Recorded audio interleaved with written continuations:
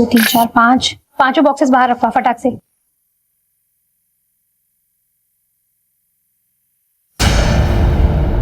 अरे रोहन, ये बॉक्सेस वहां क्यों पड़े हैं? कब से रखे हैं वहां? टैग करना है, लेकर आओ। हाँ मैम, मैं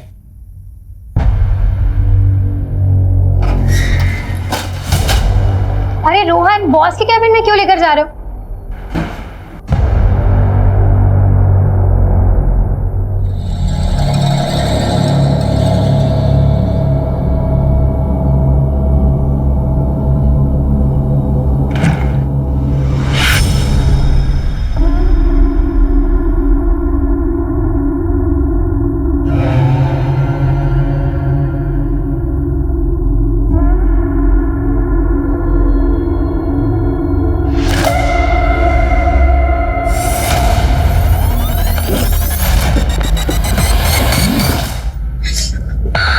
क्या कर रही थी यहाँ?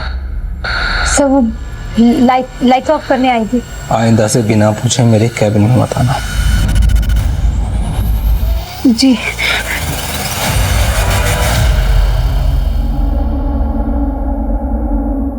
पल्लवी, तुम रो क्यों रही हो? जीजू, मैंने ऑफिस में ड्रग्स के पैकेट्स देखे। ड्रग्स? देखो, तुम ना इस समय बिल्कुल मत पढ़ना। तुम्हारा वो जो बॉस है ना प्रशांत, बहुत खतरनाक आदमी है। तुम ऐसा कुछ मत करना, मेरी मानो, कुछ मत करना तुम। मुझे बहुत डर लग रहा है जीजू। तुम डरो मत, मैं हूं ना तुम्हारे साथ। मैं तुम्हें कुछ नहीं होने दूंगा। अपनी हद में रह।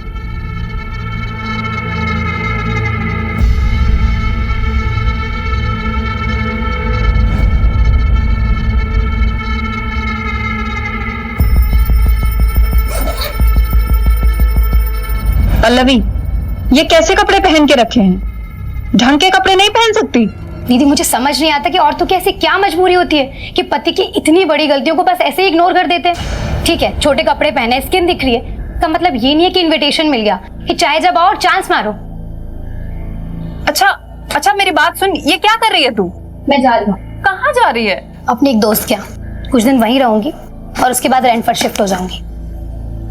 सुन, ना तो तू कहीं जाएगी और ना ही अपने बॉस के खिलाफ कोई कंप्लेन करेगी। मैं जा रही हूँ और बाकी सामान बाद में लेकर जाऊंगी।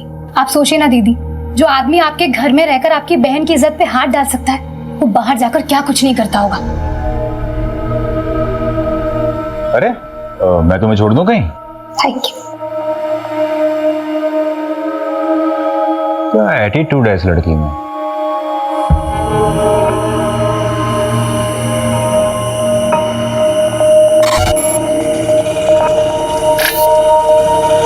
भैया, जानकी नगर जाएंगे। जानकी नगर की ऑटो यहाँ से नहीं मिलेगी मैडम, आगे से राइट मारिए, वहां से मिलेगी। Thank you.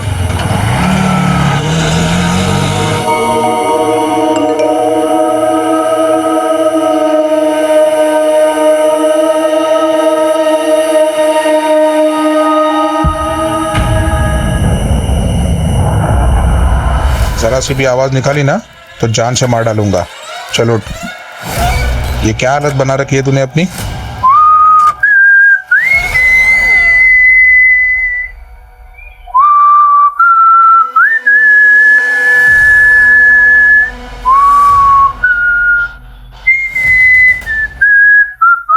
क्या कर रहे हो ये सब? प्लीज मुझे जाने दो।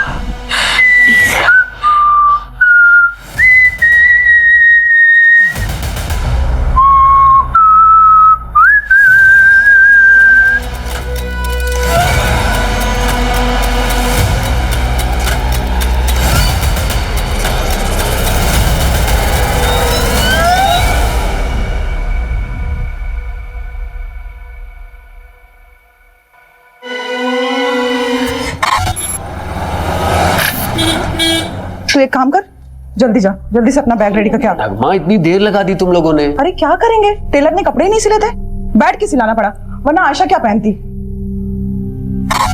बहुत लेट हो गया। नगमा, ये फातिमा को सलामी पर दे देना।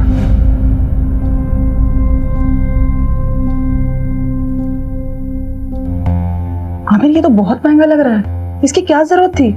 हम उनको तोहफे में बहुत सारे कपड़े दे रहे हैं ना। नगमा, तुम्हारी खाला ने हमारे निकाह पर बहुत कीमती सेट दिया था, इतना तो करना ही चाहिए ना। कम से कम तुम उनके ताने सुनने से बच जाओगी। आमिर, लेकिन आगे आयशा का बोर्ड का एग्जाम है, इतने सारे खर्चे हैं, और वैसे भी शादी में बहुत खर्चा हो चुका है। मैं मैनेज करूंगा, तुम टेंशन मत लो। उज्जैन जाना है कि नहीं जाना? चलो जल्दी करो।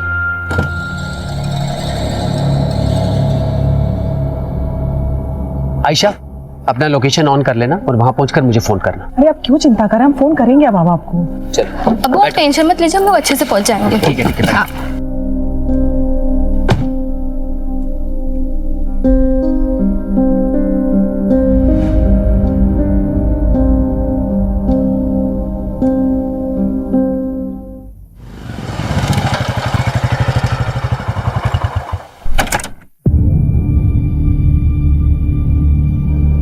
अर्जुन, कल से काम पर मत आना, आकर अपनी सैलरी ले लेना।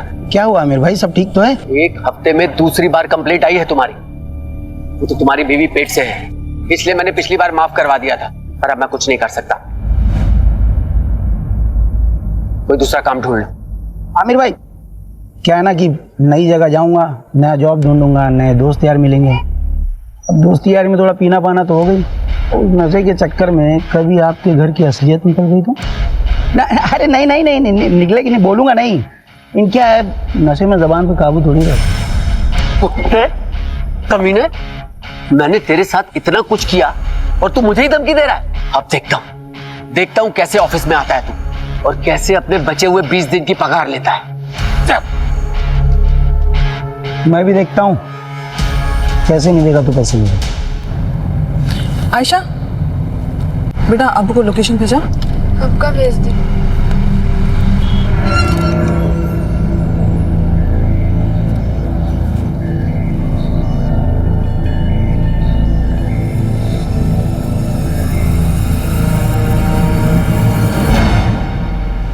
Excuse me sir, payment.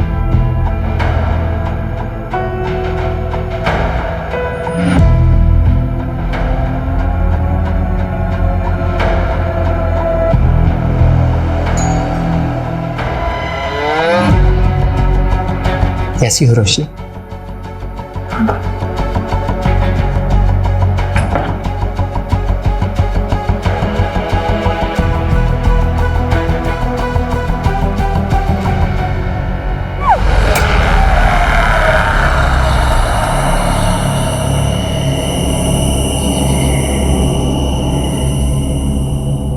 अरे रोशनी, इतना लेट? हाँ, वो आज ना ऑफिस में बहुत ज्यादा काम था, इसलिए लेट हो गई।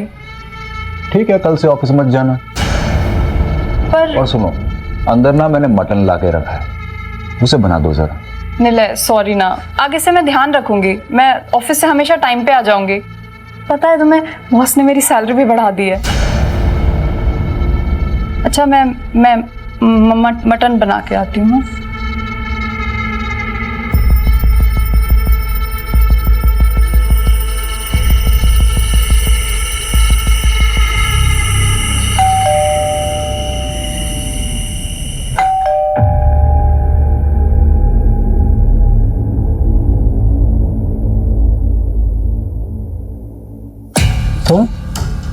तुम्हारी हिम्मत कैसे हुई यहाँ आने की? यहीं रुको, मैं बताता हूँ तुम्हें।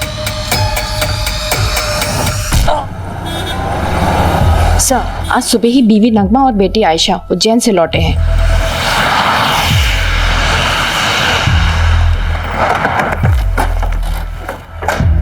चलो सारे हटो। क्या मिला लगा रखा है? चलो हटो ऐसे। आमिर उठ जाओ, क्या हो गया आपको? उठो आमिर, प्लीज उठ जाओ, क्या हो गया? ये देखिए, ये क्या हो गया?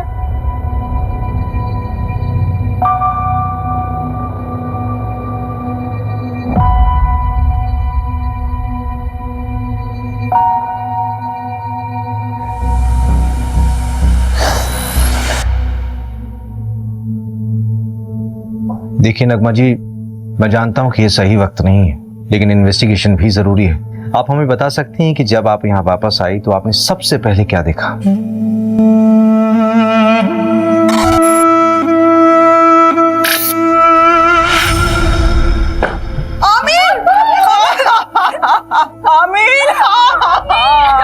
जब यहाँ से गए तो सब कुछ बिल्कुल ठीक था। आमिर बहुत खुश थे। पता नहीं किसने ये सब कर दिया।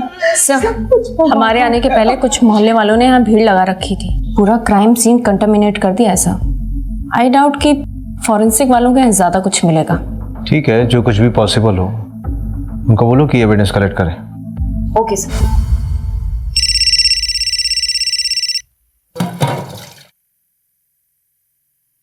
हेलो हेलो दीदी, दीदी प्लीज मुझे बचा लीजिए। नहीं मुझे नहीं पता मैं गाँव, पर प्लीज दीदी मुझे बचा लीजिए, वो मुझे मार देगा। कौन मार डालेगा पल्लवी? दीदी प्लीज प्लीज।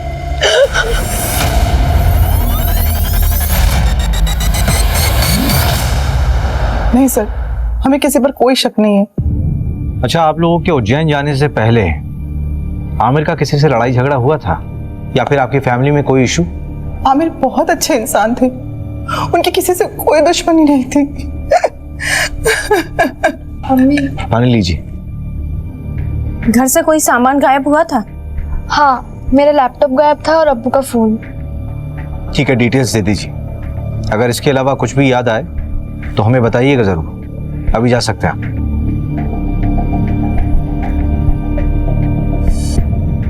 मंजू, इस आमिर का बैकग्राउंड निकालो। Okay sir. आखिर ऐसा कौन हो सकता है जो उससे इतनी नफरत करता हो?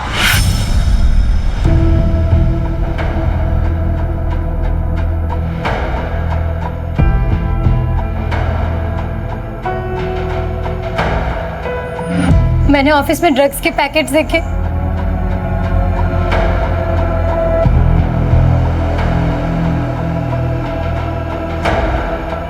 रोशनी?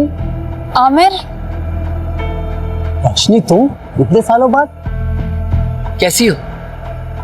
क्या बात है, कुछ परेशान लग रही है। सब ठीक तो है ना? आमिर मुझे तुम्हारी हेल्प चाहिए। हाँ हाँ बोलो। गुड मॉर्निंग सर, मैं रोशनी वर्मा जॉब इंटरव्यू के लिए आई हूँ। यस, कम इन। आमिर ने बताया था मुझे। फाइल? Yes sir. तो ये तुम्हारी पहली जॉब है? Yes sir. कंप्यूटर नॉलेज है? जी सर, पूरी मेहनत से काम करूंगी। मेहनत से नहीं रोशनी, स्मार्टनेस से काम करना होगा। करोगी ना? जी। आमिर के अकाउंट से एक होटल में रेगुलर पेमेंट्स दिखा रहा है, ऑलमोस्ट एवरी वीक। मैंने उस होटल में फोन किया था तो वहां के रिसेप्शनिस्ट ने बताया कि आमिर यहाँ एक औरत के साथ आया करता था और दिए गए आईडी के मुताबिक उस औरत का नाम रोशनी वर्मा है। ये देखिए। इसका मतलब आमिर का एक्स्ट्रा मैरिटल अफेयर था। सर फिलहाल तो ऐसे ही लग रहा है। मैंने उस होटल की सारी सीसीटीवी फुटेजेस मंगा ली है। ये देखिए सर, ये वाली फुटेज, ये मर्डर के 2 दिन पहले की है।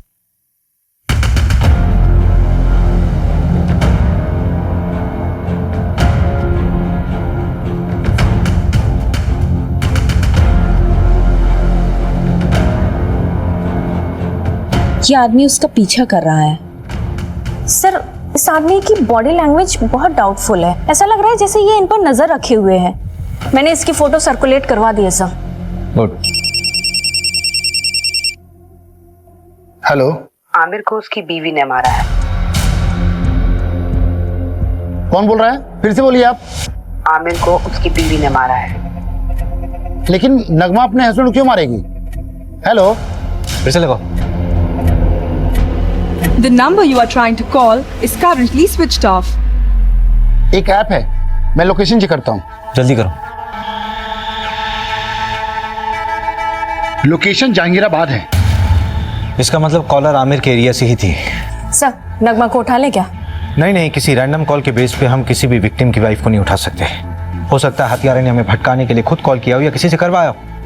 इस नंबर को ट्रेस करो। Okay sir. मर्डर से 2 दिन पहले नगमा के सारी मूवमेंट को ट्रैक करो। उसके उज्जैन वाली शादी, उसका आना जाना, सब कुछ। Okay sir. मैं जी जान लगा दूंगा रोशनी, बल्कि मैंने तो कल की ही मीटिंग सेट की है। तुम टेंशन मत लो, मैं तुम्हारी बहन को कुछ नहीं होने दूंगा।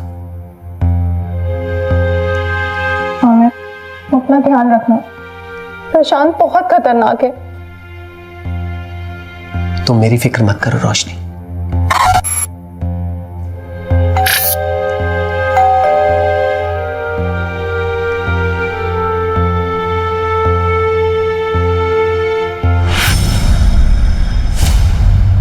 हमारा कोई अफेयर नहीं था। मैं और आमिर तो एक कॉलोनी में रहते थे और बचपन से ही एक दूसरे को जानते हैं। और वापस अभी 4-5 महीने पहले ही मेरी उससे मुलाकात हुई थी। ये चोट कैसे लगी? क्या हुआ है? कुछ नहीं मैम, वो किचन में काम करते टाइम लग गया। तुमने कहा कि आमिर सिर्फ तुम्हारा दोस्त था, बचपन का दोस्त, तो फिर होटल में क्यों मिलते थे? क्या हुआ रोशनी? ये पुलिस क्यों आई है? वो आमिर का मर्डर हुआ है, उसी सिलसिले में पूछताछ करने के लिए आए हम लोग। कौन आमिर? वो मेरी कंपनी में सिक्योरिटी एजेंसी का सुपरवाइजर था। हाँ तो ये तुमसे पूछताछ क्यों कर रहे हैं? देखिए ये वहां ना 9 से 6 जॉब करने जाती है, रिश्तेदारी निभाने नहीं। तुम कभी मिले हो आमिर से? अरे मैं क्यों मिलूंगा? आप लोग बात किसके बारे में कर रहे हैं मैं तो ये तक नहीं जानता। अच्छा, ये देखो, कुछ याद आया? चल आने चल। सर मैंने कुछ सब याद कराता हूँ, चल। अरे मेरी कोई गलती नहीं, मुझे क्यों लेके जा रहे हो? अरे मैंने कुछ नहीं किया, छोड़ो मुझे। सर मैंने आमिर का मर्डर नहीं किया है। अगर तूने आमिर का मर्डर नहीं किया तो तूने झूठ क्यों बोला कि तू आमिर को नहीं जानता? तो क्या सच बोलता? क्या आमिर मेरी बीवी के साथ होटल में जाता है? क्या करते आप लोग? सहानुभूति देकर छोड़ देते? नहीं ना। वैसे आमिर का मर्डर हुआ कभी है? 23 तारीख को। 23 तारीख को तो मैं यहाँ था ही नहीं, मैं तो इंदौर में था अपने दोस्त के यहाँ। चल नंबर बता तेरे दोस्त का। लिख लीजिए नंबर, लेकिन फोन नहीं लगेगा उसका। क्यों? क्योंकि वो दुबई चला गया है।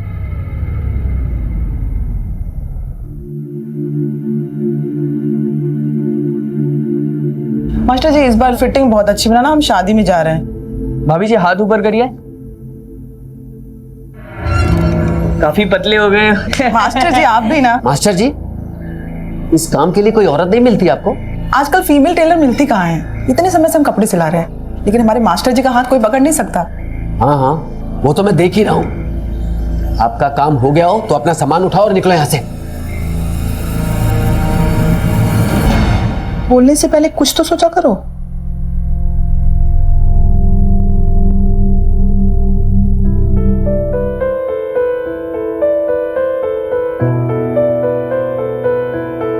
हैप्पी बर्थडे नगमा। अभी तक नाराज हो नगमा? प्लीज मुझे माफ कर दो। और वो जो टेलर मास्टर के सामने आपने किया, वो क्या सोच रहे होंगे वो? अच्छा तो माफी से काम नहीं चलेगा, तो मुर्गा बन जाता हूं मैं। अच्छा बस अब ज्यादा नौटंकी करने की जरूरत नहीं, चलो उठो। Happy birthday to you, happy birthday to you.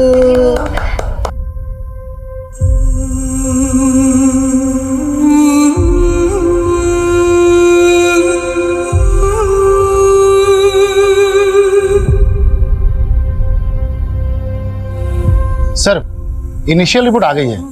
Aamir को करीब रात 11 से 1 के बीच मारा गया। जिस कैब से वो लौटे थे वो ट्रैक किया? नहीं, ऑनलाइन बुक कैब होती तो इजीली ट्रैक हो जाता। वैसे उज्जैन के सारे ड्राइवर से बात हो रही है।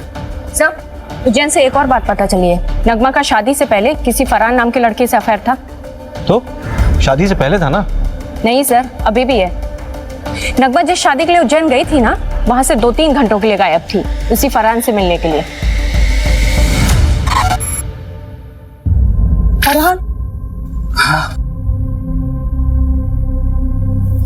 नगमा 2.5 लाख है, बाकी अगर और जरूरत पड़े तो बता देना। Thank you Farhan. लेकिन नगमा हम कब तक ऐसे चुप चुप के मिलते रहेंगे? थोड़ा वक्त दो मुझे फरहान।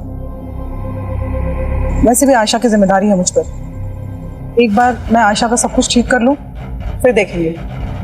और वैसे भी मैं किसी को दुखी नहीं करना चाहती।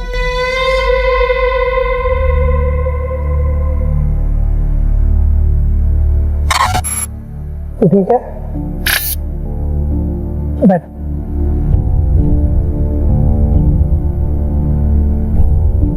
आयशा मैं क्या कह रहा था कि हमें ना आंटी से बात कर लेनी चाहिए। देख अभी अब्बू तो नहीं रहे ना, और मेरे घर वाले भी उंगली उठाएंगे, तो उससे पहले हमें शादी कर लेनी चाहिए ना।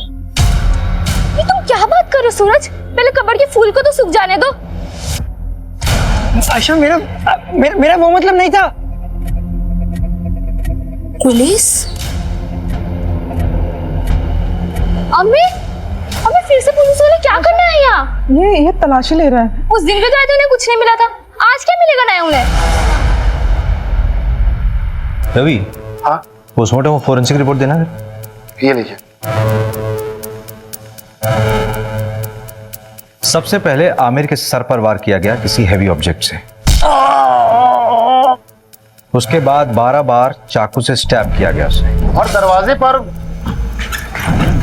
कोई फोर्स एंट्री के निशान भी नहीं थे। इसका मतलब यह है कि आमिर ने दरवाजा खुद खोला था।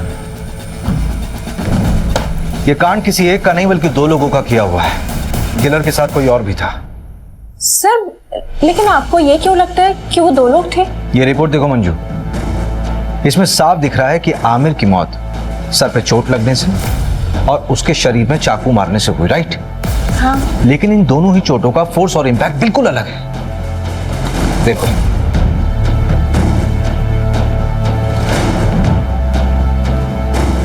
एक काम करो, इस घर की एक बार फिर से अच्छे से तलाशी लो। ठीक है। Okay sir.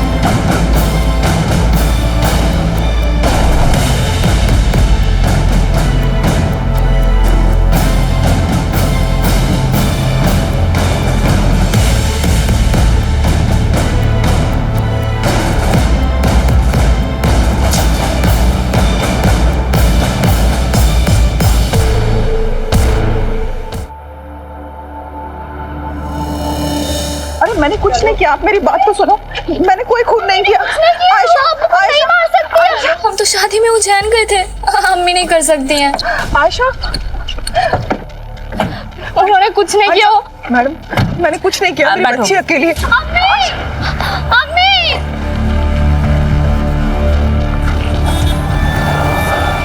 सर, ये नगमा तो अभी तक कुछ काम का बोली ही नहीं है। बोलेगी। एक बार चाकू की फोरेंसिक रिपोर्ट तो आने दो। आखिर ये चाकू उसी के घर से बरामद हुआ था ना, उसी की अलमारी से। Yes sir. रवि भाई, तुम कहाँ बिजी हो? ये फाइल आमिर के घर से मिली थी, वही पढ़ रहा था। इसमें एक एफआईआर कॉपी है।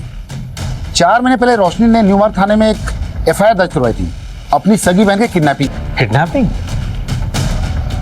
स्ट्रेंज। इसका मतलब रोशनी 2 विक्टिम से जुड़ी हुई। एक तो उसकी खुद की बहन जो 4 महीने से लापता है, और एक दूसरा आमिर। लेकिन सबसे बड़ा सवाल ये उठ रहा है रवि कि ये फाइल आमिर के पास क्या कर रही थी? अजीब तो है। ये देखिए, इस फाइल में ना कई सारे एड्रेसेस हैं, और ये फोटो देखिए आप।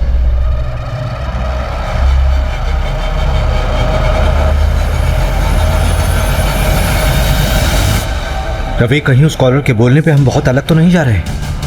हम नगमा से पूछताछ कर रहे हैं और मालूम चले कि केस कुछ और ही। एक काम करो, रोशनी को थाने बुलाओ। और सर, एक गार्ड के बारे में पता चला है, उसका नाम अर्जुन है। वो आमिर के अंडर काम करता है। उसका आमिर से झगड़ा भी हुआ था। मैंने कांस्टेबल सिन्हा को बोल दिया उसे उठाने को।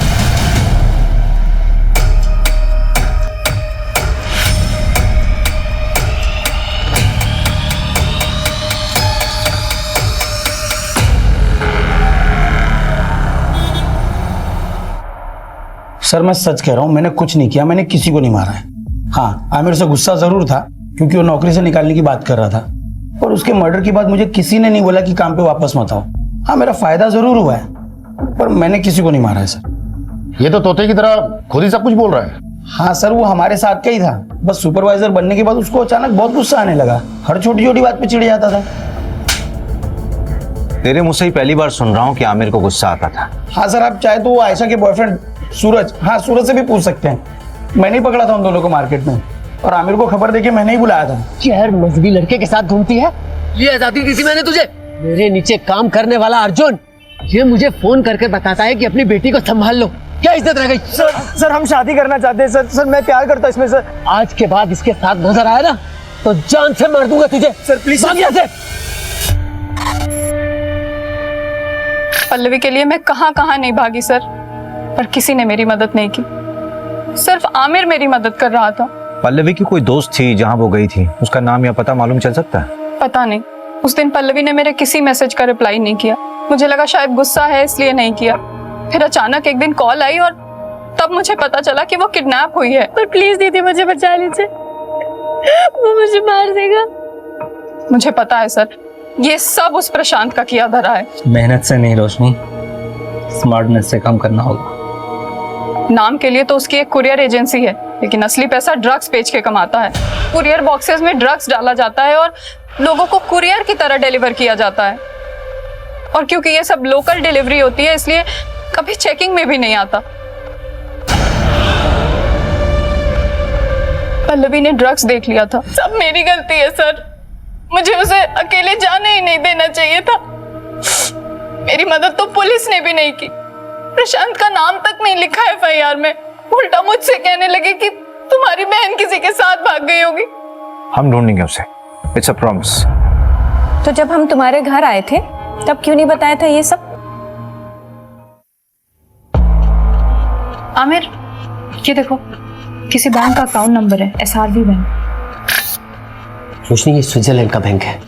एक मिनट, डायरी जहां से उठाई है वहीं रख दो।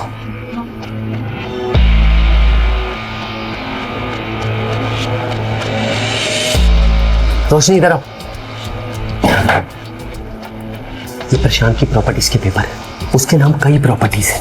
आमिर, शायद यहीं कहीं रखा हो उसने पल्लवी को। चलो हम अभी चेक करके आते हैं सारे एड्रेस। नहीं नहीं नहीं रोशनी, अभी बहुत लेट हो चुका, तुम घर जाओ। लेकिन मेरे पल्लवी, हड़बड़ी का काम नहीं, बहुत रिस्की। हम लोग कल मिलेंगे। चलो अभी इसको वापस कर दो। चल चल जल्दी चल।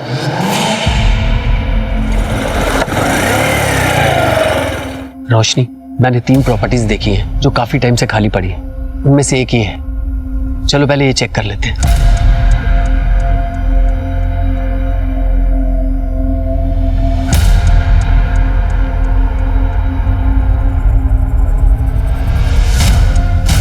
रोशनी, यहां तो कोई नहीं। चलो दूसरी प्रॉपर्टी में देखते हैं।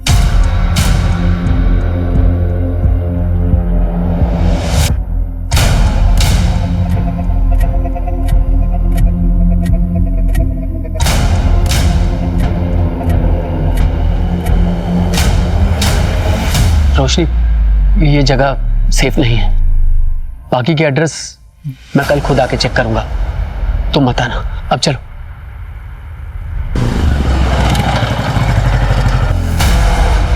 रोशनी, तुम टेंशन मत लो, मैं पल्लवी को ढूंढ लूंगा। आमिर, अभी मैं घर निकलती हूँ। अगर निलय मुझसे पहले आ गया ना तो बहुत प्रॉब्लम हो जाएगी।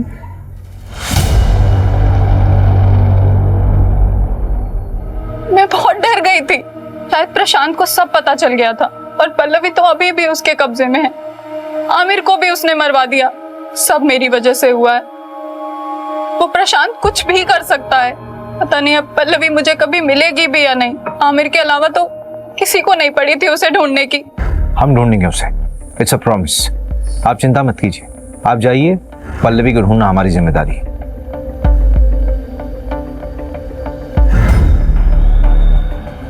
रवि, जिस नंबर से पल्लवी ने कॉल किया था उसकी डिटेल्स निकालो और इस कॉलर का भी इन्वेस्टिगेशन स्पीड अप कर दो जिसने आमिर की वाइफ का नाम लिया था। इस प्रशांत को यहाँ बुलाओ।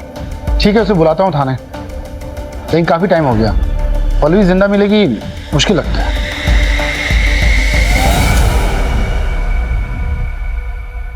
और इंस्पेक्टर साहब, बीवी बच्चे कैसे हैं आपके? बहुत अच्छे।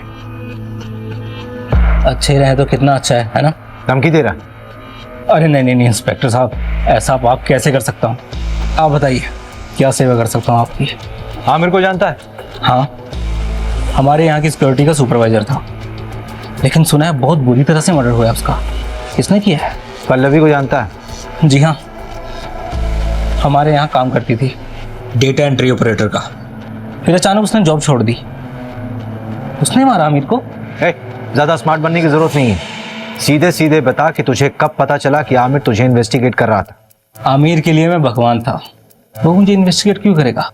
ऐसा कौन सा भगवान वाला काम किया आपने?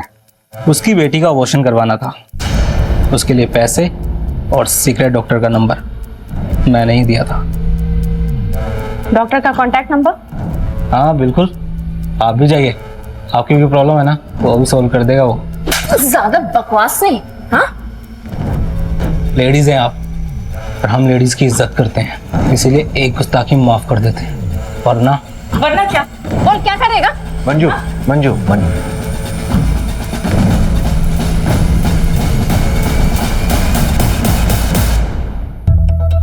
नहीं सर, हमारे यहाँ ऐसा कुछ भी गलत काम नहीं होता। एक तो बिना पुलिस को इन्फॉर्म किए एक नाबालिग लड़की का अबॉर्शन करा दिया, ऊपर से झूठ बोल रहे हो। अभी तो सिर्फ तुम्हारा लाइसेंस रद्द करूंगी। अगर और झूठ बोला ना तो सीधा जेल में डाल दूंगी। नहीं मैडम, ऐसा मत करना। मैं आपको सच्चाई बताता हूँ। आमिर 4 हफ्ते पहले ही आया था अपनी बेटी को लेके अबॉर्शन के लिए। आयशा, अभी तो सिर्फ 2 महीने हुए हैं, अभी तो अबॉर्शन हो सकता है। और आमिर, तेरी बेटी तो अभी नाबालिग है, पुलिस केस हो सकता है। डॉक्टर साहब, मेरे बच्चे की जिंदगी खराब हो जाएगी। वो लड़का इसकी क्लास का है, उसे जब खबर मिली तो वो घबरा गया। डॉक्टर साहब, आप इसका अबॉर्शन कर दीजिए, हमें कोई पुलिस केस नहीं करना। नहीं अब्बू, जो कुछ हो रहा है तेरे अच्छे के लिए हो रहा है। मैं ताने सुन सकता हूँ, लेकिन तू ताने नहीं सुन सकती। छोटे बच्चे की परवरिश करना इतना आसान नहीं है, खासकर जब उसका बाप उसके साथ ना हो। अब्बू ने मेरा साथ दिया था। तुम्हारा अबॉर्शन हुआ तो डेफिनेटली तुम्हें सूरज से भी मिलने से रोका गया होगा, तो क्या इन सारी बातों को लेकर सूरज गुस्सा था क्या आमिर से? देखिए, ना सूरज ने अब्बू को मारा है और ना अम्मी ने अब्बू को मारा है। आप शुरू से गलत इन्वेस्टिगेट कर रहे हो। देखो आयशा, अगर तुम्हें ये लगता है कि तुम्हारी मम्मी बेवजह लॉकअप में बंद है तो तुम्हें ही उनकी मदद करनी होगी ना, नहीं तो वो जिंदगी भर किसी और के जुर्म की सजा काटती रहेंगे। नहीं, ऐसा बिल्कुल नहीं होगा। वकील ने कहा है कि उनकी कल तक जमानत हो जाएगी, उसके बाद वो कभी भी जेल नहीं जाएगी। अम्मी ने कुछ भी नहीं किया है, इसलिए आप लोगों को कोई सबूत नहीं मिल रहा है। अब आप जाइए। न्यू मार्ग थाने बात हुई। लोकल पुलिस ने पल्लवी केस में प्रशांत से पूछताछ की थी, लेकिन उन्हें भी प्रशांत के खिलाफ कुछ भी नहीं मिला। हो सकता पल्लवी अपनी मर्जी से कहीं गई होगी। जिस नंबर से पल्लवी ने कॉल किया था वो नंबर भी ट्रेस नहीं हो रहा है। फेक आईडी पे लिया गया था और स्विच ऑफ हो गया। पर सर, पल्लवी को गायब करने का मोटिव तो बनता है प्रशांत के पास। नगमा का एक्स बॉयफ्रेंड फरहान का भी कुछ पता नहीं। हाँ, एक बात पता चली है, उसने नगमा को 2.5 लाख रुपए उधार दिए थे। 2.5 लाख है, बाकी अगर और जरूरत पड़े तो बता देना। अब इतने पैसों की उसे क्या जरूरत पड़ी, ये तो नगमा ही बता सकती है। ऊपर से मिस्ट्री कॉलर का अभी तक नहीं पता लगा जिसने नगमा का नाम लिया था। टेक्निकल टीम ने बताया कि यूज किया हुआ सिम और फोन दोनों ही फर्जी तरीके से खरीदे गए थे। हो सकता है बाद में डिस्ट्रॉय कर दिए होंगे, क्योंकि दोबारा उनसे कॉल नहीं हुआ है। इसका मतलब we are back to the square one here.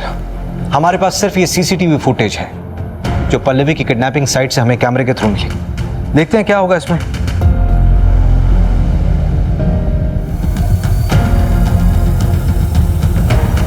इन दोनों ऑटो वालों से भी न्यू मार्ग पुलिस ने बात की थी। पल्लवी ने यहीं पे उन 2 ऑटो वालों से बात की थी। इसी कैमरे का फुटेज देखा था ना हमने। हाँ, फुटेज के मुताबिक पल्लवी ने यहां से राइट लिया हो, लेकिन आगे तो कॉलोनी का एंड हो रहा है, आगे का पूरा रास्ता सुनसान है। पल्लवी यहां से कहां गई होगी? यहाँ से सीधे कुछ दूरी पर एक बंद बड़ी फैक्ट्री है जो अब खंडर बन चुकी है। वहां चलकर देखे क्या? सर,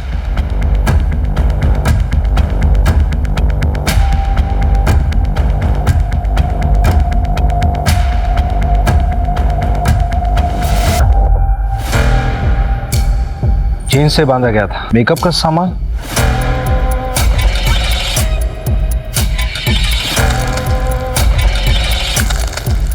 ये न्यूज़पेपर 3 हफ्ता पुराना है, इसका मतलब कम से कम 3 हफ्ता पहले कोई यहाँ होगा। कहीं किडनैपर्स ने पल्लवी को यहाँ तो नहीं रखा होगा। सबसे पहले तो ये पता करो कि प्रॉपर्टी किसके नाम पे है। ठीक है, जल्दी। रवि, इंजेक्शन।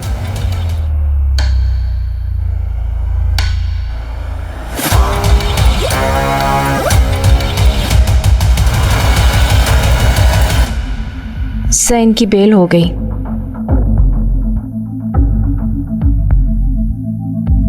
मेडिसिन की बाहर की लिस्ट आई है। कोई लीड मिला प्रशांत से कनेक्टेड? एक लीड है, नाम देखकर आप हैरान हो जाएंगे। हाईलाइटेड नाम देखिए। ये आमिर इंजेक्शन खरीदता था?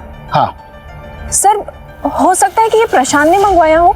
प्रशांत ने आमिर की मदद की थी वो आयशा के अबॉर्शन केस में, तो शायद इसलिए आमिर ने उस एहसान के चलते प्रशांत का ये काम किया हो। और हो सकता है आमिर को ये पता भी ना हो कि वो इंजेक्शन क्यों खरीद रहा है, क्योंकि वो खुद पल्लवी को ढूंढ रहा था। लेकिन प्रशांत के खिलाफ हमारे पास कोई सबूत नहीं है। एक है, हल्का कनेक्शन है, पर एक मिला है। जिस लोकेशन में पहुंचे थे वो एक कंस्ट्रक्शन कंपनी के अंडर है, गंगवार कंस्ट्रक्शन। और इस गंगवार कंस्ट्रक्शन प्राइवेट लिमिटेड में 21% का स्टॉक होल्डर है प्रशांत।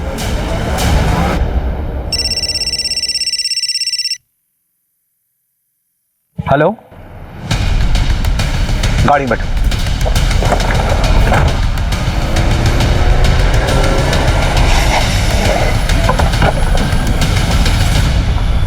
किधर?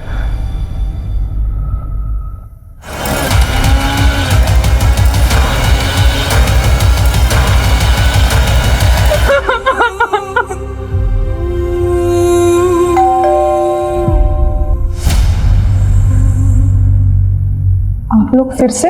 इस बार तुम्हें बेल नहीं होने वाली। चाकू की फोरेंसिक रिपोर्ट आ गई है, तुम्हारे फिंगरप्रिंट्स मैच हुए हैं। फोरेंसिक रिपोर्ट के मुताबिक इस चाकू में जो खून मिला है उस खून में हीमोग्लोबिन लेवल कम है और ब्लड क्लॉट थोड़ा ज्यादा। तो ये जो खून इस चाकू में मिला है वो विक्टिम के मर्डर के कम से कम 24 से 48 घंटे बाद का है। मतलब पोस्टमार्टम के बाद का ब्लड है। आमिर को उसकी बीवी ने मारा है।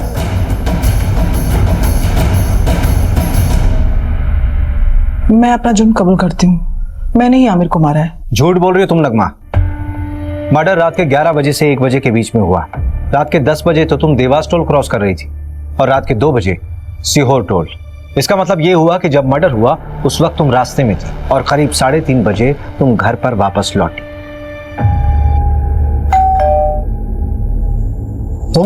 तुम्हारी हिम्मत कैसे हुई यहाँ आने की? रुको, मैं तुम्हें अभी देखता हूँ। तू चल मेरे साथ चल। अब जो मैं कहूंगी तो वही करेंगे। चल। आयशा बोलो, क्यों किया ये सब? देखो मैं जानता हूँ तुम दूसरी कैब करके पहले ही भोपाल पहुंच गई थी और तुम्हारी माँ नगमा बाद में अकेली आई थी। देवास टोल नाके के सीसीटीवी फुटेज में तुम्हारी माँ कैब में अकेली दिखाई दे रही है। इसके आगे जाकर हमने इन्वेस्टिगेट किया तो पता चला कि मर्डर के समय तुम्हारी माँ घर पर थी ही नहीं। सबूत हैं हमारे पास। सर प्लीज, मैं आपके आगे हाथ जोड़ती हूँ, इसको छोड़ दीजिए। इसकी सजा मुझे दे दीजिए। ये अभी बहुत छोटी है, इसकी पूरी जिंदगी बर्बाद हो जाएगी। आयशा मैं तुमसे पूछ रहा हूँ, बोलो क्यों किया तुमने ऐसा? नगमा तो तुम दोनों को भगाने वाली थी, फिर क्यों? बोलो आयशा। क्योंकि मैं नहीं भाग पा रही थी। कैसे चली जाती मैं? कैसे भूलती है सब कुछ? वो मेरा रेप करता था, मेरा खुद का बाप।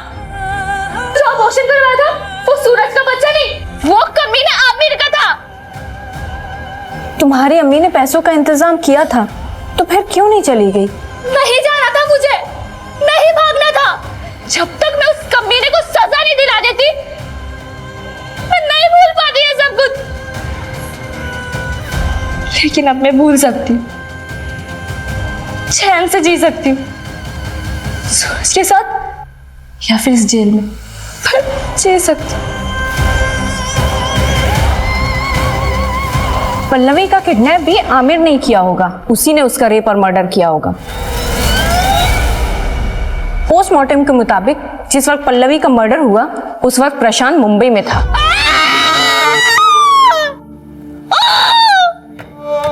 जिस तरह से इस केस में आरोपी खुद इस केस का सबसे बड़ा पीड़ित साबित हुआ है और पीड़ित इस समाज का सबसे बड़ा दरिंदा, उसको देखते हुए इस केस को रेयर ऑफ द रेयरेस्ट की श्रेणी में रखना गलत नहीं होगा।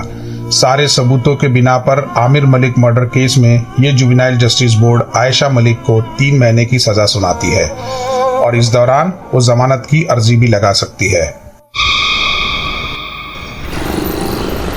सब inspector Sandeep Gawai, PSI at Belkadi police station. Sir वो टॉपर थे स्टाफ सिलेक्शन में, ईमानदार एंड ऑनेस्ट मैन। बॉडी कब मिली? सकाळी 7:30 के आसपास। सुनसान सड़क थी सर। लोकल पुलिस का कहना है कि हिट एंड रन केस हो सकता है। हिट एंड रन है या कुछ और, इसका पता हम लगाएंगे सुधार। हो सकता है जो उन्हें 6 दिख रहा हो असल में वो 9 हो। उनके सीनियर से पता चला है वो काफी आइडियल पर्सन थे। कहीं पढ़ा था sir, ideal is not a real. जैसे अभी आपने बताया ना वो 6 और 9 के बारे में। फिर भी एक पुलिस वाले को कोई क्यों मारेगा? वही पता लगाना है रश्मि। अरे आप हमें रोक क्यों रही हैं? क्या हुआ है यहाँ? साहिब तो जाना। सर बताइए यहाँ पे क्या हो रहा है? सर बताइए यहाँ पे क्या हो रहा है? पीछे हटिए। रुको, देखिए मैं पत्रकार तो हूँ नहीं जो यहाँ वहाँ की बातें सुन के स्टेटमेंट बना दूँ। पुलिस वाला हूँ, अभी अभी आया हूँ, जांच करूंगा उसके बाद ही कुछ कहूंगा। रवि साहब, ये है Vijay Sharma. Hello sir, sub inspector Rashmi आणि API सिद्धार्थ. काय वाटतंय नितीन? सर विश्वास बसत नहीं है, हमारा तो पूरा डिपार्टमेंट शॉक है। आज सवेरे कुछ बच्चे लोग यहाँ खेलने आए थे, उन्होंने इन्फॉर्म किया। सर देखने में तो ये हिट एंड रन का केस लगता है, और वहाँ वो टायर के निशान देखे तो लगता है सर कोई मीडियम साइज का ट्रक या तो फिर टेम्पो होगा।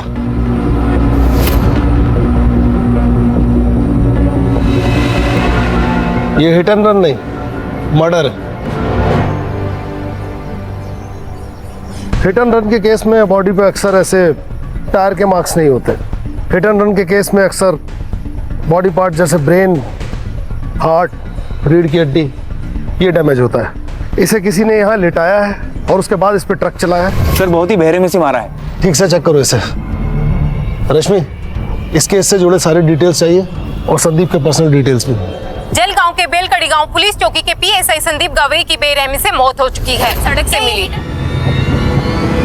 ये पुलिस वाले को कौन मार सकता है?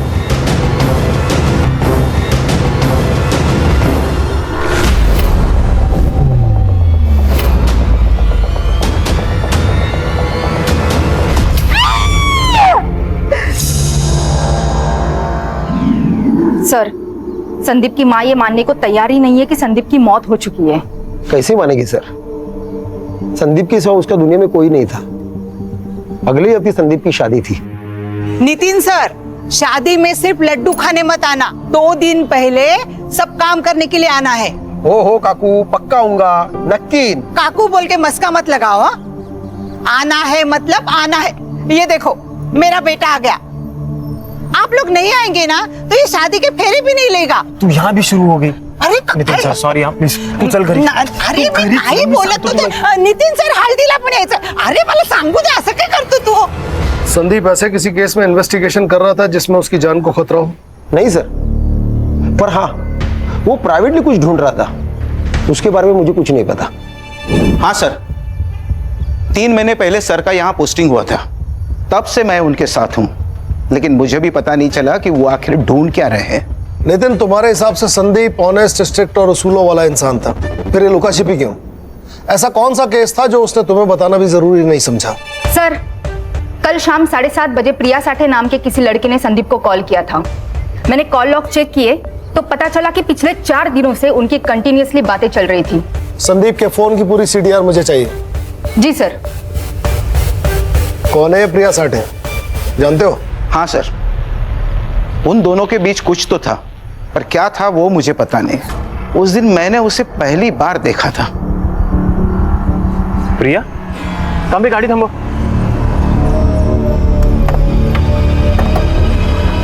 प्रिया,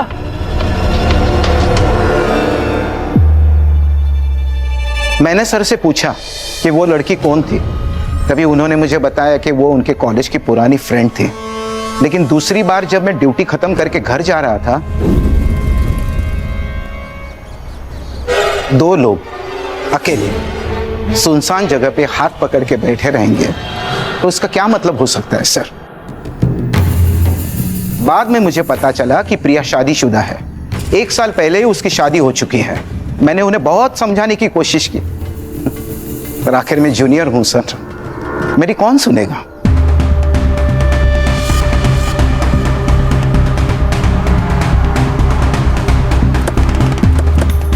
तुम्हारा संदीप के साथ क्या रिश्ता था? हम कॉलेज के दोस्त थे। कॉलेज के बाद किसी से कांटेक्ट नहीं था। हम दोनों भी अभी कुछ हफ्तों पहले ही मिले थे। तुम्हारे पति को पता है तुम्हारे और संदीप के बारे में? नहीं, मैंने उन्हें कभी नहीं बताया। क्यों? क्योंकि मुझे जरूरी नहीं लगा।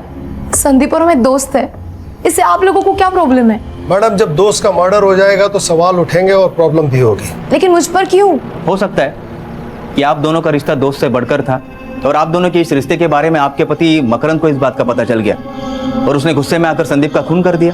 ये आप क्या बोल रहे हो? धोखा अक्सर मतलब पूरा होने के बाद ही दिया जाता है। ऐसा कौन सा मकसद था मैडम जो संदीप ने पूरा कर दिया था? बंद कीजिए ड्रामा।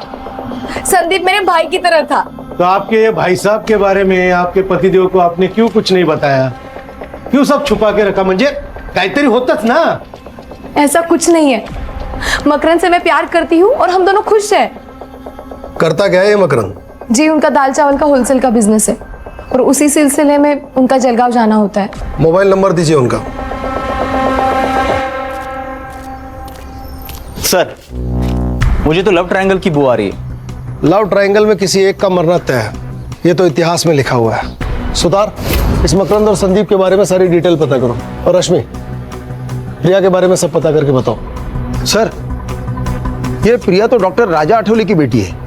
कौन है डॉक्टर राजा आठवले? सर, कहने को तो ये डॉक्टर है, लेकिन लोग इसे देव मानुस कहते हैं। पार्टी एक्टिविस्ट है, लोगों की काफी मदद करता है, लेकिन सर पुलिस से इसकी नहीं बनती, क्योंकि इन्हें हर पुलिस वाला बिका हुआ और करप्ट लगता है।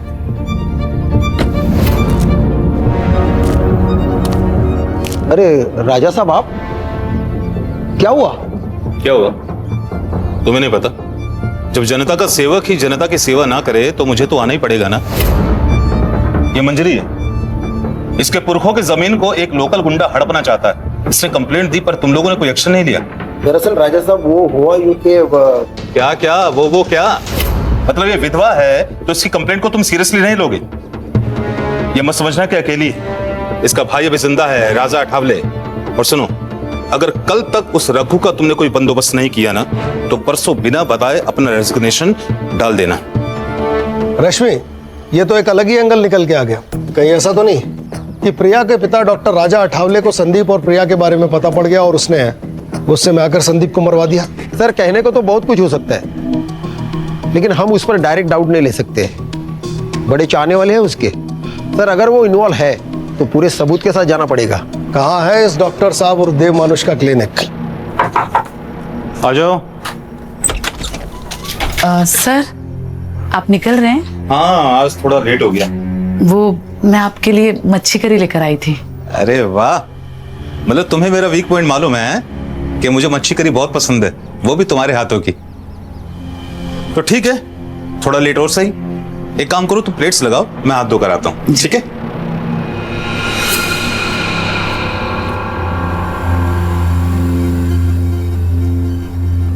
अरे वाह, खुशबू तो बहुत अच्छी आ रही है।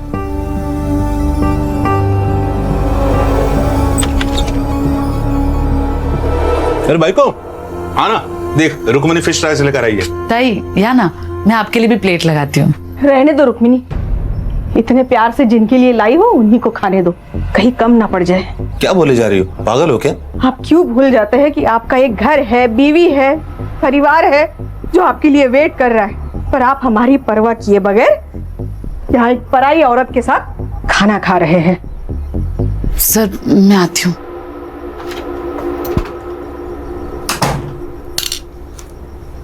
मेघा, बोलने से पहले सोच तो लिया करो। वो एक विधवा है, उसकी कोई फैमिली नहीं है। अपने पैरों पर स्टैंड हो जाए इसलिए मैंने उसे नौकरी दी, इज्जत की जिंदगी दी। तो तुम हम दोनों के बारे में शर्म आती है मुझे तुम्हारे ऊपर। तो क्या कहूँ, सुबह क्लिनिक के लिए जल्दी चले जाते हो, रात में लेट आते हो। पेशेंट होते हैं मेघा, इसलिए देर हो जाती है। गंद भरा है तुम्हारे दिमाग में, निकालो से बाहर।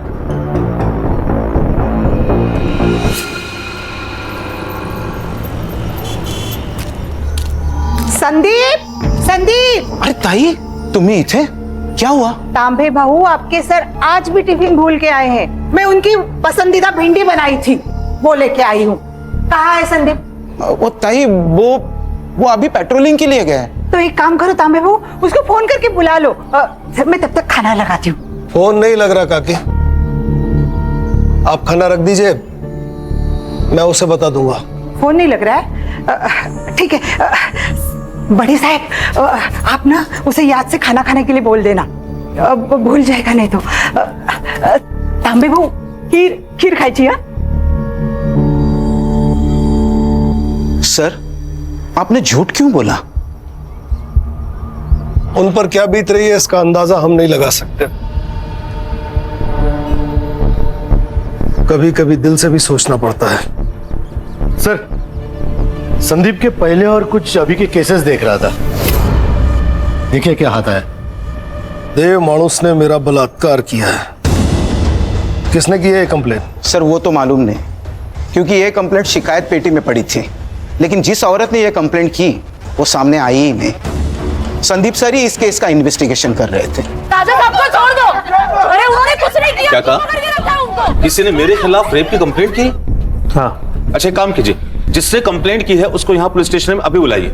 सच का सच और झूठ का झूठ सब क्लियर हो जाएगा। देखिए हम उसे यहाँ नहीं बुला सकते। सर, बाहर बहुत सारी औरतें आई है, नारे लगा रही है, धमकी दे रही है, इन्हें छोड़ने के लिए कह रही है। सर मुझे डर लग रहा है कहीं वो औरतें अंदर ना आ जाए। छोड़ो छोड़ो, राजा साहब को छोड़ दो, उन्होंने कुछ नहीं किया है। ऑफिसर, मेरे पति को सब लोग देव मानुस कहते हैं और आप उन्हीं पर गलत इल्जाम लगा रहे हैं। देखिए मैं सिर्फ अपना काम कर रहा हूँ। इनके खिलाफ कंप्लेन आई है तो इंक्वायरी के लिए इन्हें यहाँ बुलाना पड़ा। इंस्पेक्टर साहब बिल्कुल सही कह रहे हैं। तुम सभी लोग बाहर जाओ, चलो बाहर जाओ, चलो। इंस्पेक्टर साहब पूछिए, आपको जो कुछ पूछना है। पूछताछ हुई पर कुछ हाथ नहीं लगा। जिस लड़के ने कंप्लेंट की थी वो सामने आई ही नहीं और फिर केस बंद हो गया। क्या करें सर, इस शहर के आधे लोग डर की वजह से कंप्लेंट ही नहीं करते। ये भी तो हो सकता है कि तुम जैसे डर कह रहे हो हालात वही हो। लेकिन सर ये भी तो हो सकता है कि वो कंप्लेंट ही झूठी हो। मेरा मतलब है हर अच्छा काम करने वाले आदमी के दुश्मन भी बहुत सारे होंगे। और सर आजकल तो हर कोई लड़की ये कहती है कि मेरा रेप हुआ है। क्या बात कर रहे हो सिद्धार्थ, कोई लड़की ऐसा झूठ नहीं बोल सकती, उसके लिए बहुत बड़ी बात है। रश्मि मैडम, फेक एलिगेशंस के कितने केस आते हैं हमारे पास, और इन लड़कियों के फेक एलिगेशंस की वजह से कितने ही लड़कों की जिंदगी बर्बाद होते हुए देखी मैंने अपनी आंखों से। इसका मतलब है हर लड़की झूठी है? मैंने ये तो नहीं कहा ना, मैंने तो बस इतना कहा कि हर लड़की सच्ची नहीं होती। बस देखो तुम ज्यादा बस साला हर जगह शुरू हो जाते हो। जब से इंक्वायरी शुरू हुई है तब से इस देव मानुस का नाम दूसरी बार आया है। इसकी और इसके फैमिली की पूरी कुंडली चाहिए मुझे। यस सर, ये लो। वाओ, कैसे लगे? बहुत खूबसूरत है बाबा। अभी कहाँ खूबसूरत, ये दिखाओ। खूबसूरत तो अब लगेंगे बेटा। अच्छा बताओ, कॉलेज कैसा चल रहा है तुम्हारा? कॉलेज? आई को क्या हुआ? आई क्या हुआ तुझे? तू ऐसे गुस्सा होकर क्यों आ गई आई? अरे कुछ नहीं हुआ, ये तेरी आई मुझसे गुस्सा क्या है ना, उससे लगता है कि मैं तुझे टाइम नहीं दे पाता। आई, ये सब बाबा अपने लिए ही तो करते हैं ना, सब इन्हें देव मानुस बोलते हैं, पर मेरे लिए तो मेरे बाबा एकदम सुपर हीरो जैसे हैं। तुझे कॉलेज के लिए लेट नहीं हो रहा है? ओ हाँ, मैं बैग लेकर आई। हाँ ठीक है बेटा, जल्दी आना, मैं तुम्हें ड्रॉप कर दूंगा ना। वो चली जाएगी। आई, मैं ना आते आते दीदी के घर होते हुए आऊंगी। बाय। चलो बाबा चलो। हाँ चलो चलो, आओ चलो मेघा, शाम को मिलता हूँ। देख, तू अच्छे से पढ़ाई करेगी ना, मैं तेरा एडमिशन मुंबई के सेंट मेरी कॉलेज में कराऊंगी। फिर तू मुंबई में रहेगी और वहीं से पढ़ाई करेगी। अरे दीदी, लेकिन उसके लिए तो कितने सारे पैसे चाहिए ना, हम कहाँ से लेंगे इतने सारे पैसे? तो उसकी चिंता मत कर, मैं मैनेज कर लूंगी, बस तू पढ़ाई पे ध्यान देना। और चाहिए? नहीं दीदी, बस हो गया।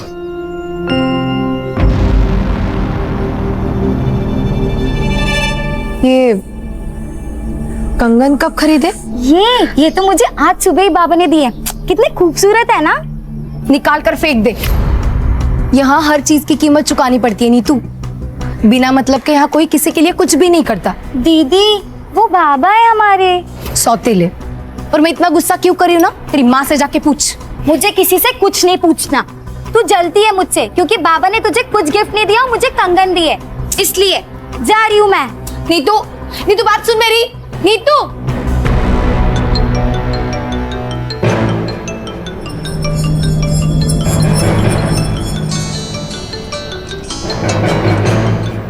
हेलो। देखकर अनदेखा अच्छा कर लेती है तू माँ है या चुड़ैल? शर्म नहीं आती तुझे? प्रिया तू शांत हो जा। कैसे शांत रहूं आई? पहले बालिया, अब ये कंगन, ये सब किस ओर जा रहा है ना, सब समझ रही हूं मैं। देख तू चुप बैठ। चुप रहकर ही तो सब कुछ सह लिया, लेकिन नीतू ये नहीं सहेगी। अब तो समझ आई, बचा ले अपनी बेटी को।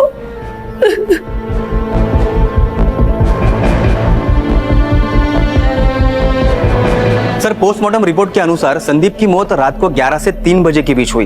एक्सीडेंट? नहीं सर आपने बिल्कुल ठीक कहा था। यहाँ सर के पीछे वार किया गया था सर, और सर बेहोशी की हालत में उसके ऊपर ट्रक चलाया गया। कौन कर सकता है ये सब?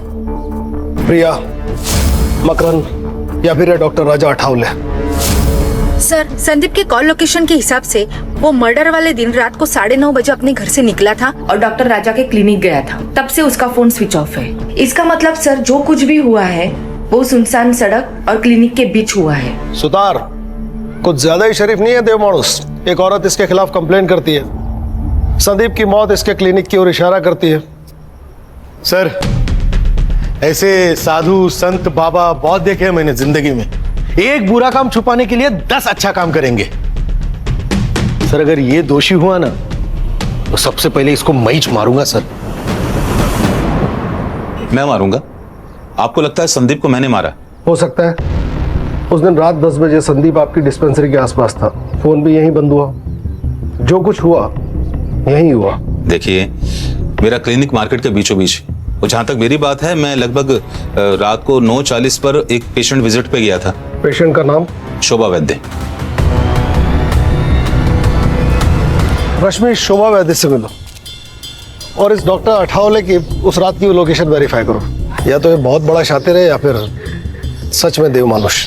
हो सकता है कि सर शिकायत पेटी की कंप्लेंट जेन्युइन हो और उसका इस केस से कोई रिलेशन ही ना हो सकता है।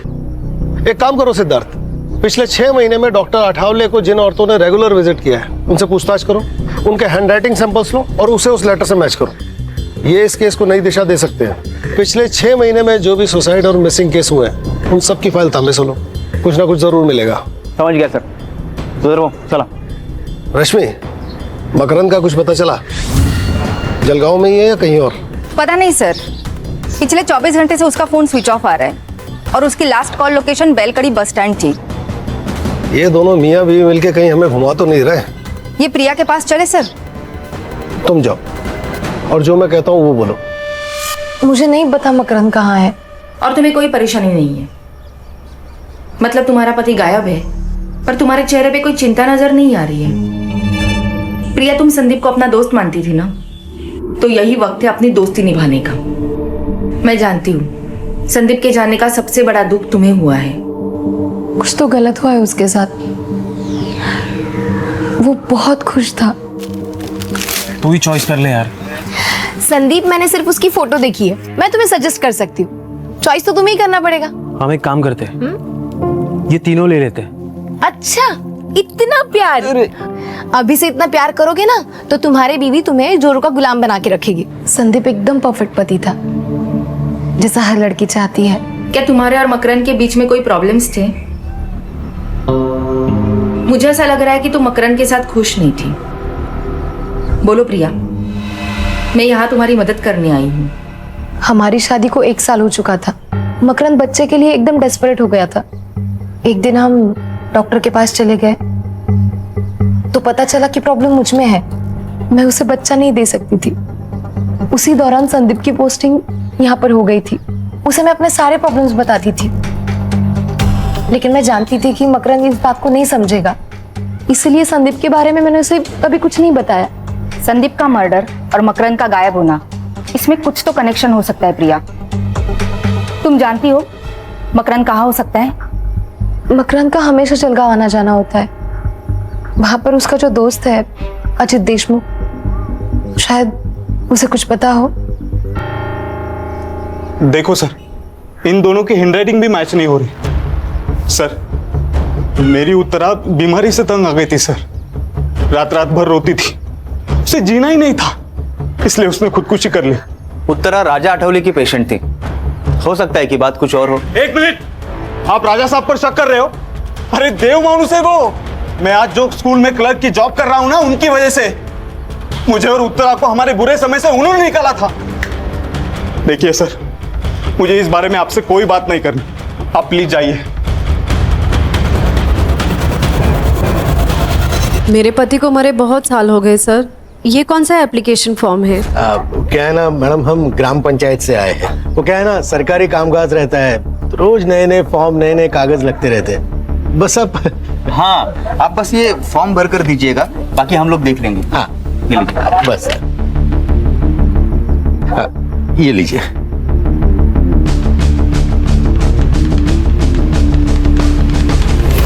सर, मकरंद से बात हुई और वो उसका दोस्त अजीत देशमुख, उससे भी बात हुई। वो दोनों साथ में ही थे। मैंने मकरंद को बुला लिया है, कल वो पुलिस स्टेशन आ जाएगा। अरे बैठ ना मकरंद, सुधर भाऊ दांड का जरा आपलं. आलो आलो. क्या रे हाँ 3 दिवसापासून फोन बंद करून बसलायस. तेरे को क्या लगा तू फोन बंद करके बैठेगा तो तेरे को हम भूल जाएंगे? हाँ तेरे को पकड़ नहीं पाएंगे. बोल सच सच बता, क्यों भागा था घर से? क्या करता मैं उस घर में रहकर? मुझे उस प्रिया की शक्ल भी नहीं देखनी थी. उसने धोखा दिया है मुझे और मेरी फैमिली को। मतलब? प्रिया कंसीव नहीं कर पा रही थी, इसलिए हम डॉक्टर के पास गए। स्कैन किया, जब मैंने रिपोर्ट देखी तो मैं पागल हो गया था। इतना बड़ा धोखा। हाँ, तेरे पास यूट्रस ही नहीं है तो बच्चा कैसे होगा? ये क्या कह रहे हो आप? मुझे कुछ समझ नहीं आ रहा है। 2 साल पहले ही तेरा यूटेरस निकाल दिया और तू कहती है तुझे कुछ भी पता नहीं। पागल समझाए मुझे? जानवर हूं मैं जो तेरे बाप ने मेरे सामने ये मांस का टुकड़ा डाल दिया? ना तो पूरी बीवी कहने लायक है, ना पूरी औरत। जो औरत बच्चा पैदा नहीं कर पाए वो औरत कहलाने के लायक नहीं। तो जैसे लोगों के लिए अलग अस्पताल होना चाहिए, इलाज की जरूरत तुझे है। देखिए सर, ये सारी बातें है ना आपके शहर में ठीक है, लेकिन हमारे यहाँ शादी के बाद अगर बच्चा ना हो तो वो शादी नहीं मानी जाती। अच्छा, तो अधूरी शादी को पूरा करने के लिए अफेयर किया तूने? क्या बकवास कर रहे हो आप? ये सब अरे सर रहने दीजिए, अरे मैं देखता हूँ ना इसे। अरे बकना आगे और उसके बाद उल्टा जवाब दिया ना, समझ लेना। बताता हूँ। प्रिया से दूर रहने के लिए मैं मेरे दोस्त अजीत के पास सातारा में रहने गया। वहां मेरी मुलाकात अजीत की बहन कविता से हुई। हम दोनों एक दूसरे से प्यार करने लगे और हमने शादी करने का फैसला किया। मुझे प्रिया से और प्रिया की फैमिली से कोई दुश्मनी नहीं है, बस मुझे खुश रहना है। तू जानता था संदीप और प्रिया की दोस्ती के बारे में? अगर मुझे उन दोनों पर शक होता तो सबसे पहले मैं प्रिया को मार देता, संदीप को नहीं, क्योंकि प्रिया ने मुझे फंसाया है, संदीप ने नहीं। अगर उन दोनों में कुछ होता भी ना तो सबसे बड़ी खुशी मुझे होती। जान तो छुट्टी उस प्रिया से। ठीक है, जा। और सुन, कितना भी जरूरी काम हो, बेल कड़ी छोड़ के जाने की गलती मत करना। ठीक है सर। मकरंद सच कह रहा है। मैंने उसकी जिंदगी खराब की है, लेकिन मुझे सच में नहीं पता था कि मेरा गर्भाशय निकाला गया है। तुम जानती हो ये मुमकिन नहीं है। मतलब तुम्हारा ऑपरेशन हुआ और तुम्हें पता ही नहीं चला? वो मैं प्रेग्नेंट थी।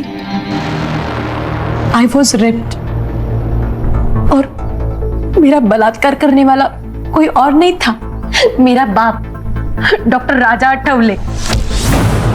बाबा के गुजर जाने के बाद हमारी हालत बहुत खराब थी। मैं सिर्फ 14 साल की थी और नीता 10 साल की। हमारे खातिर आई ने दूसरी शादी की, लेकिन एक रात मैंने देखा वो डॉक्टर मेरी आई के साथ बलात्कार कर रहा था। एक मिनट, बलात्कार? हाँ, वो आदमी राक्षस से कम नहीं है। सेक्स के लिए पागल है वो। मेरी आई को तकलीफ में देखकर उसे मजा आता था। तुम्हारी माँ को ये सब पता था? हाँ, और फिर भी वो चुप रही। मुझे पता है ये सब बहुत गलत है, पर अगर डॉक्टर साहब ना होते तो हम किसी रोड पे खड़े होते और आता जाता हर कोई तुम्हारी इज्जत से खेलता। यहाँ पे तो बस एक ही मीठू चपोड़े हाथ जोड़ते। किसी से कुछ मत कहना, कुछ मत कहना। फिर 2 साल मेरे साथ ये रोज होता रहा। जब मैं प्रेग्नेंट हुई तो आई ने मेरे अबॉर्शन के साथ मेरा गर्भाशय भी निकलवा दिया। और ये बात मुझे मकरंद से पता चली। बहुत गुस्सा आया था मुझे। क्यों आई, क्यों?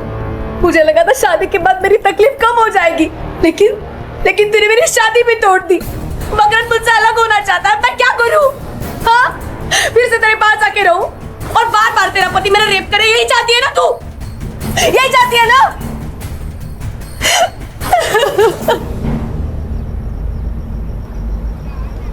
कोई साथ में नहीं था मैडम, किसको बताती? तभी मेरी मुलाकात संदीप से हुई। मैं उसे सब कुछ बताती थी, उसी के सामने रोती थी। चुप रहकर कुछ नहीं मिलेगा प्रिया, तुम्हें बोलना पड़ेगा। सब खत्म हो जाएगा संदीप। तो अब क्या ठीक चल रहा है प्रिया?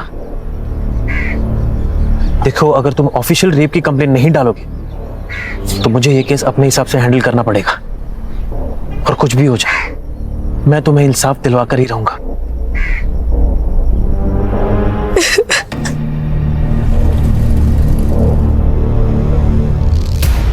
वो मुझे इंसाफ दिलाना चाहता था। इसके पहले ही संदीप कुछ करता, किसी ने डॉक्टर के खिलाफ रेप की कंप्लेंट शिकायत पेटी में डाल दी, केस फाइल हुआ, लेकिन हुआ कुछ नहीं। इसलिए मैंने उसको सब सच सच बता दिया। डॉक्टर राजा आठवले असल में डॉक्टर है ही नहीं। आई ने मुझे बताया था कि वो सतारा में लैब टेक्नीशियन था। 12 साल पहले वो जलगांव आया और फिर उसने डॉक्टर की प्रैक्टिस की है। संदीप इसी की इन्वेस्टिगेशन कर रहा था।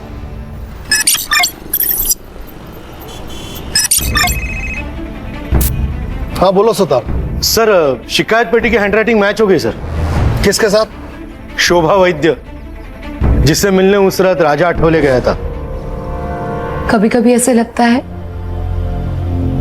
कि मैं उसे ये बात नहीं बताती तो शायद आज संदीप जिंदा होता।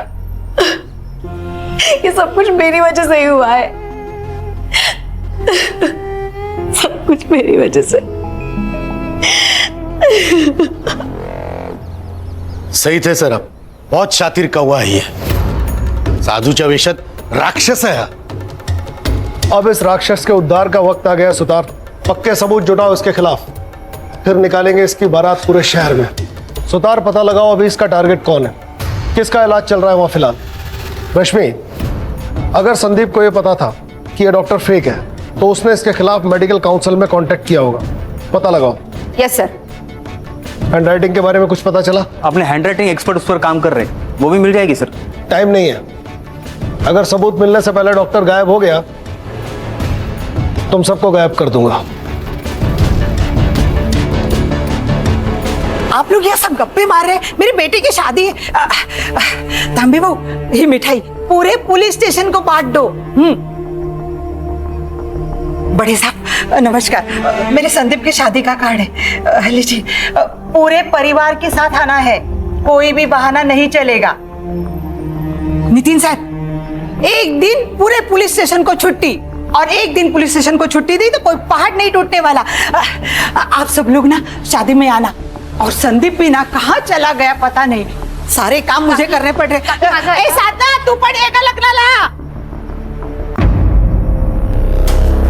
सर ये कुछ ज्यादा ही नहीं हो रहा है सर। इनके दिमाग से वो सदमा निकालना होगा, नहीं तो बेचारी सारी जिंदगी भर संदीप का इंतजार करती रहेगी वो। सर इन्होंने तो अभी तक संदीप की बॉडी भी क्लेम नहीं की है।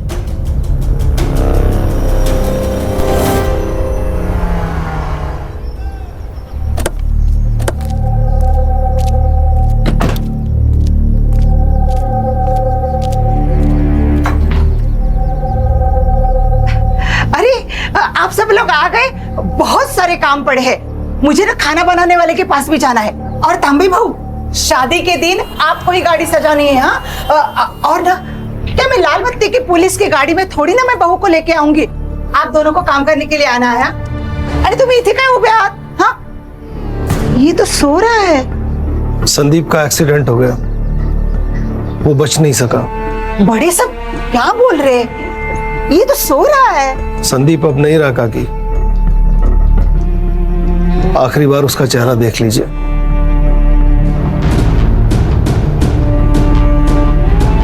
किसी के खोने का दर्द क्या होता है ये मैं अच्छी तरह जानता हूं।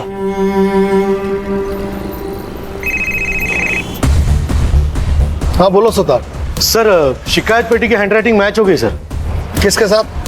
शोभा वैद्य, जिससे मिलने उस रात राजा आठवले गया था।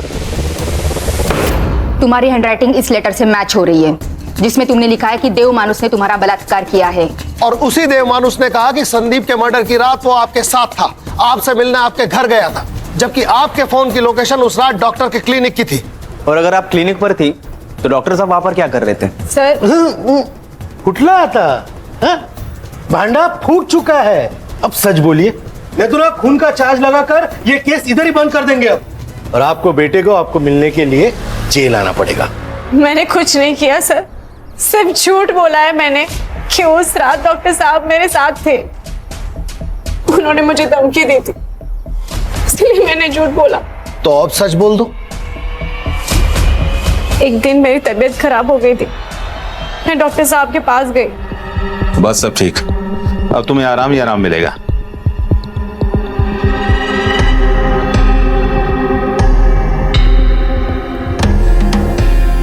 उसके बाद ये हर रोज होता रहा। तो तुमने पुलिस स्टेशन आके कंप्लेंट क्यों नहीं की? हमारी हालत बहुत खराब थी, मैं खाने तक को पैसे नहीं थे। डॉक्टर साहब आते, मुझे पैसे देते थे, और उसके बाद मुझे अपने आप से घिन आने लगी। मुझे ये सब बंद करना था सर, इसीलिए मैंने शिकायत पेटी में चिट्ठी डाल दी। तो जब पुलिस आपके दरवाजे आई तो सच क्यों नहीं बोला? डर गई थी सर मैं कि अगले दिन अगर डॉक्टर साहब छूट के आ जाते वो मुझे भी मार डालते। मुझे भी? मतलब? उस रात डॉक्टर साहब ने मुझे क्लिनिक बुलाया था, वहां संदीप सर भी आए थे। डॉक्टर का धर्म होता है जिंदगी देना, जिंदगी लेना नहीं। पर ये तू नहीं समझ पाएगा क्योंकि तू डॉक्टर है ही नहीं। इंक्वायरी की है मैंने तेरी, ये जो डिग्रियां लटकाई हुई है ना, सब फेक है। कौन यकीन करेगा रे तेरा? देव माणूस है मैं, देव माणूस। दफा यहां से, तेरा पैसा पहुंच जाएगा स्टेशन में। उसका यूट्रस निकाल दिया ताकि वो फिर से प्रेग्नेंट ना हो पाए। तू देव मानुस नहीं है, तू राक्षस है, राक्षस।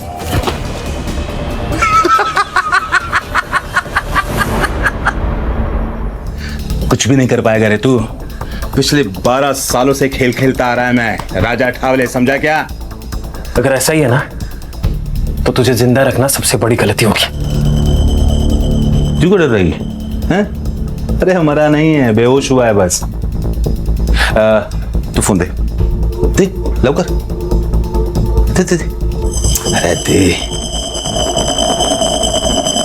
हाँ सुन, राजा बोल रहा हूं। किसको कॉल किया था उसने? किसको कॉल किया था? पता नहीं, पर बाद में बोला कि घर जाओ, और जब सुबह न्यूज देखा तो पता चला उन्होंने संदीप सर को मार दिया था।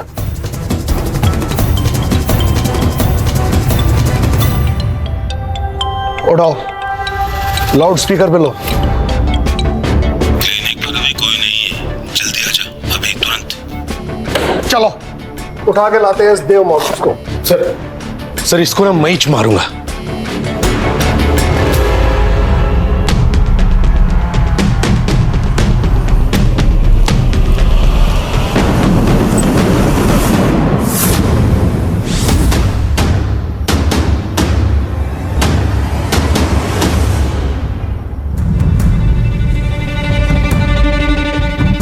Sir he is no more. Sir लगता है गला घोट के मारा है। अब इसे किसने मार दिया? हर चीज जगह पर है। इसे जिसने मारा है वो जानता था कि शोभा के बयान के हिसाब से संदीप को इन्हीं में से किसी एक ट्रॉफी से मारा गया है। इन ट्रॉफीज को फॉरेंसिक के लिए भेजो Sutar. Yes sir. Sir Raja ने शोभा को कॉल किया था और उसके 2 मिनट बाद इस सेल पर और एक फोन आया था। किसका? मकरंद का।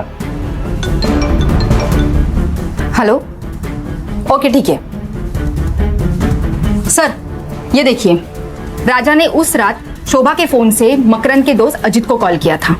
इस मकरंद के फोन को ट्रेस पे डालो। सुधार, बॉडी को पोस्टमार्टम के लिए भेजो। उस रात राजा ने शोभा के फोन से अजीत को फोन किया। अजीत का फोन मकरंद ने उठाया क्योंकि अजीत और मकरंद दोनों साथ थे, और मकरंद यहां उसकी मदद करने आ गया। सर, मकरंद की लोकेशन मिल गई है। चल ठीक हो? चल।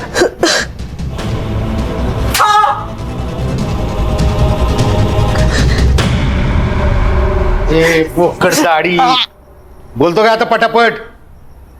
मैंने और कविता ने शादी करने का फैसला ले लिया था, लेकिन मेरा बिजनेस ही अच्छा नहीं चल रहा था और ये बात अजीत को पता थी। उसने तो मेरे सामने शर्त ही रख दी थी, अगर मेरी बहन के साथ शादी करना चाहते हो तो तुम्हें 25 लाख रुपए जुटाने पड़ेंगे। मैंने तो टेंशन के मारे घर ही जाना छोड़ दिया था, लेकिन मुझे प्रिया का कॉल आया था।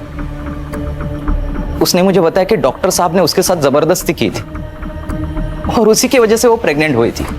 लेकिन ये बात जब डॉक्टर को पता चली तो उसने उसका यूट्रस ही निकाल दिया था। लेकिन ये सारी बातें सुनकर मेरे दिमाग में पैसा कमाने का रास्ता नजर आया। मेरा बलात्कार करने वाला कोई और नहीं था, मेरा बाप डॉक्टर राजा अठावले। अच्छा हुआ ना मैं कॉल रिकॉर्ड करता हूँ, नहीं तो ये एटीएम कार्ड मेरे हाथ में कैसे लगता।